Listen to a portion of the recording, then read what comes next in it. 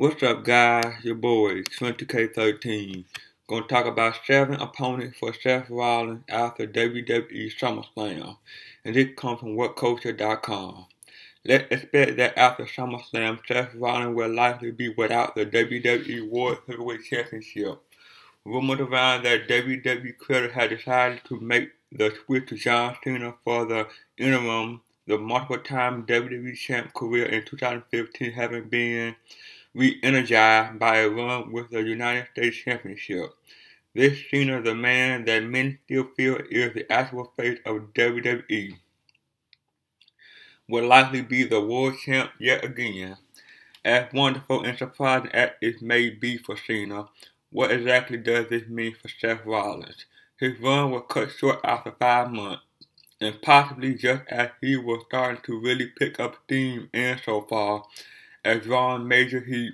While WWE may feel that a Cena run will help improve ratings and stabilize shareholder concerns, a more purely pro wrestling minded observer is likely to point out all of the flaws inherited in what's about to happen. However, it's likely unwise to maintain any anger at WWE, but instead consider what WWE can do with a hot heel and just who will he face post SummerSlam. While there is an unlimited set of options available, here's 7 of the best choices and ideas. Number 7. El Torito. As seen in the picture above, the diminutive mascot manager of Los Matadores and Seth Rollins have tangled before. However, Rollins' brash announcement that opened Monday edition of Raw was staged in such a way that it almost makes the idea of the match actually occurring seem worthwhile. Here's an idea of how to make it happen. The night after SummerSlam, John Cena comes to the ring holding the World and United States Championship. Cena said that in order to get his contractually stipulated rematch for the World Championship, he said that he had one match left that he was stipulated to have as world champion that never took place. Cena said that if Rollins can beat that opponent in the main event, then the shot at night champion is all his. Before when Rollins realized it's against El Torito, he licked his chops. However, when he talked himself into a no disqualification match versus the Bull, he instead met with a main event where once the Matadors say they'll be at ringside. Rollins counteract with a New Day. A ton of stuff transpired. Torito get a near fall, but in the end, Torito actually get hit with a pedigree, and Rollins wins. With 8 people involved that actually have the potential to be a hell of a match and have a lot of intrigue too. Number 6. Cesaro and Kevin Owens. The idea of an old school ECW style 3-way dance between Seth Rollins, Cesaro, and Kevin Owens already had been teased, but it's in the delivery of said match that makes it something worth seeing as a main event level feud. Ideally, Cesaro could be the one to defeat John Cena for the U.S. Championship in order to get a leg up on Kevin Owens in their feud. Seth Rollins wanted to get a shot at a belt that Cena once held prior to wrestling him, as the September pay-per-view would be fun, as Rollins would say that he wanted the belt in order to also be a double champion like Cena was. Or there's the idea of Rollins having an issue with Cesaro and Owens having an issue with Cesaro. Cesaro would then have issue with the both of them, which would then create tension between Rollins and Owens. The permutation of athletic and entertaining wrestling matches that would ensue boggle the mind. Number 5. Triple H.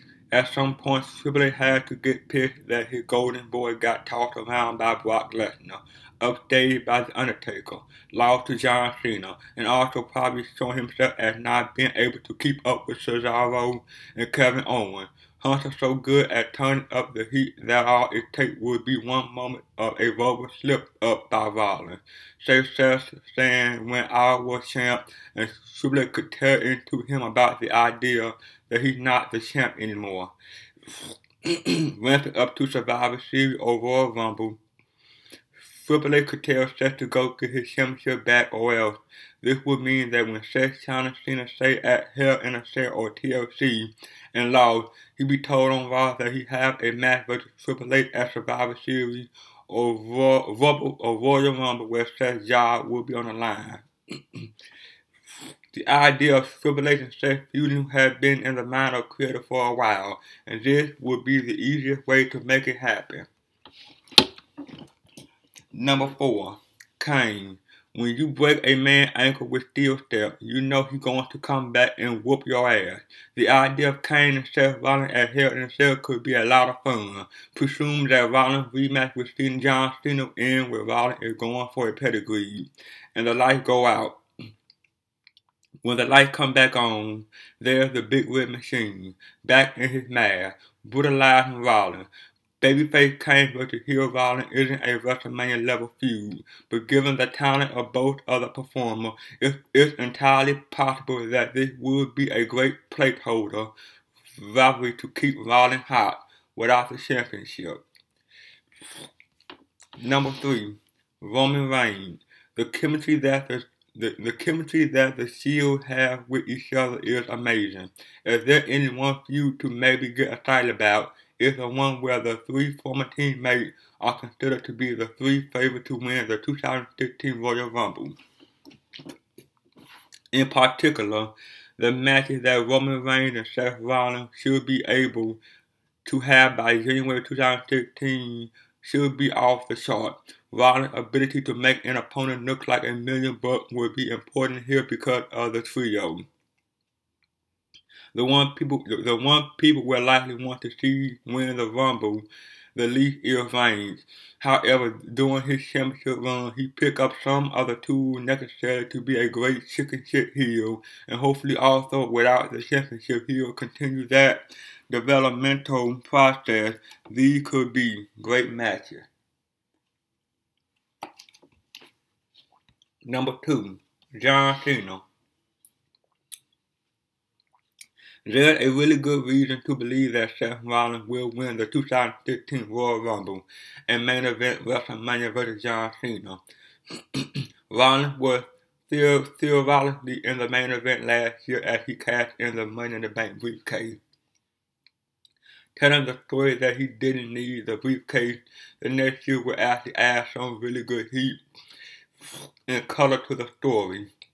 In order to likely prematurely take the championship from around Seth Rollins' weight and put it on John Cena, one might imagine that there are significant alternative plans in the offering for Seth Rollins. The idea that he goes through some trials and tribulation, then possibly outlast all of them to be a WrestleMania-ready opponent is a logical conclusion to his 12-month story arc. And number 1, Dean Ambrose.